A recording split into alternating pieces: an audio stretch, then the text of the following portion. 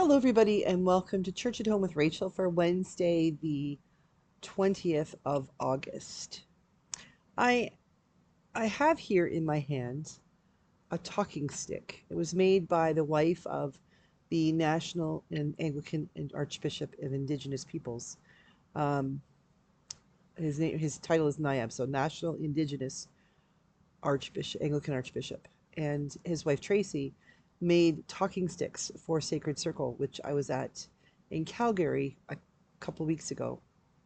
I haven't talked much about Sacred Circle yet because I'm still processing it. It was a whole week of having the privilege of being invited to be an observer, which is a different thing in and of itself because in the Anglican Church, bishops are seldom observers. We are usually the leaders. We are the ones taking control, speaking, helping make decisions, leading groups. But within the Anglican Church of Canada, we are doing a new thing. Well, it's been happening for 30 years plus, but the Indigenous peoples within the Anglican Church of Canada are developing, they've created what's called Sacred Circle, which is a gathering every 3 years, similar to our General Synod, where we gather as a whole church every 3 years to make the decisions about the movement of the church forward. Sacred Circle gathers with representatives of the Indigenous communities in Canada, of the Anglican Church of Canada. And in our context, I know not all of you are from Canada or might not understand, but our Indigenous communities are made up of essentially three overarching groups. The First Nations, so those people would refer to as Indigenous or Aboriginal, or in Canada, we used to refer to them as Indians. In the States, I think they might still refer to themselves that way. But we then moved on to Aboriginals, and now we refer to them as Indigenous people. But also, we also have, as First Nations, sorry, but also within our Indigenous people, we have the Innu, the Inuits, who used to be known as the Eskimos, the people in the north, which is not just Northwest Territories and Nunavut. It is also parts of Labrador and northern Ontario, northern Quebec.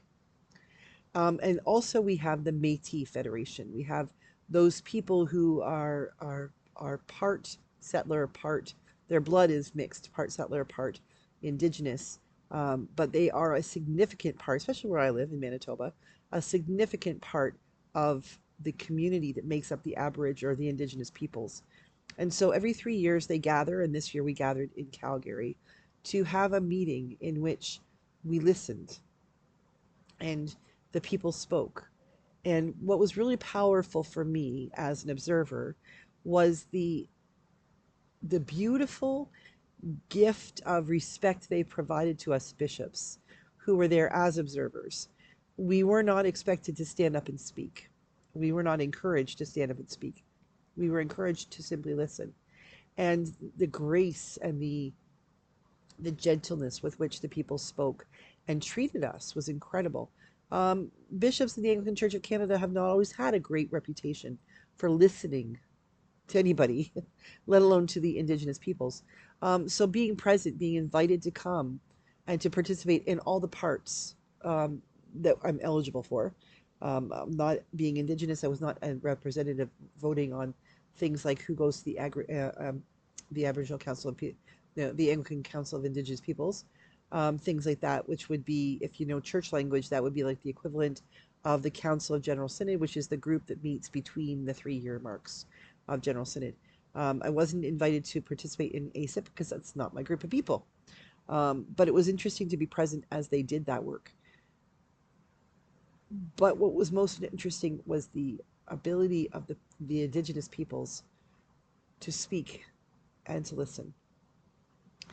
Archbishop Chris's wife Tracy made these talking sticks, and each table had one for when we did our Gospel Based Discipleship, which is I said what we did in Calgary was the real version of what I do, sort of like a fusion mix on Sundays sometimes with GBD or Gospel Based Discipleship. But we each of our tables for several of the mornings we gathered did our groups did Gospel Based Discipleship, and so whoever is speaking, whoever has the talking stick is invited to speak. You don't have to speak. You are asked to say pass, though, if you don't wish to speak. But the thing is, if you are holding this talking stick,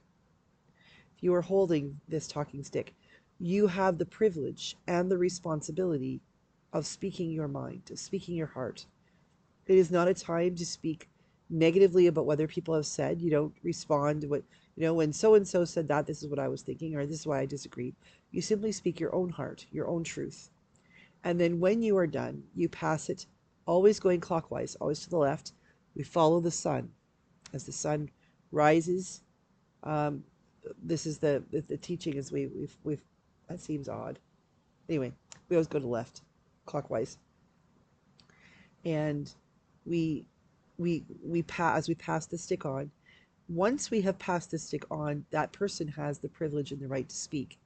And we, those who do not have the stick, have the privilege and the right to listen, not to rebut, not to be thinking in our heads, the next time I get the stick, this is what I'm going to say, but to simply allow ourselves to empty ourselves of the things that we're thinking and fully concentrate on listening to what the other person has said. I am probably over the next couple of weeks going to talk a lot about Sacred Circle because it was very, very, very powerful for me. And I've used things like this. I have my stone that I use, my ordination rock, that I've used for the same purpose before. But to have the talking stick that was used by other people whose prayers were held over this, whose truth was shared as they held this in their hands. Some people did a lot of this with it. Some people held it this way. Some people put it down. But it was always handled very carefully, very gently, because it is sacred. It is that which gives us both the permission and the right to speak our truth.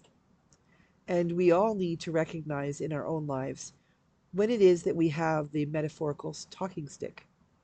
When is it that it's important that we speak our truth and do so gently, not to hurt another, but to speak that which is coming from our hearts, that which God is bubbling up within us that we're called to share.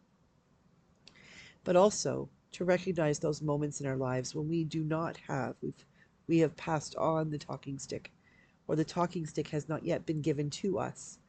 In those moments when we are called to listen, truly, truly listen, not with a mind filled with other things, but with a mind that is blissfully empty to everything else, that it might be filled up with the truth of another, that we might have empathy, that we might have compassion, that we might have understanding for the truth the other is offering to us, because that is a gift. So as you go about your day today, I pray that you have moments when you recognize it is your time to hold the talking stick. It is your time and your privilege, your right to share your truth with others. But also have the presence of mind to remember, to recognize when it is your time to have the right and the privilege to listen to others as well. The gentleness and the peace and the true communication that can happen between two or more people when we listen, when we feel called to listen, and we feel called to speak our truth, can be absolutely overwhelmingly, life-changingly glorious. Listen well today and speak well today. And may today be a day filled with learning and hope, compassion, and opportunities to teach and share and speak your truth. God bless you. I will see you again tomorrow for Church at Home with Rachel.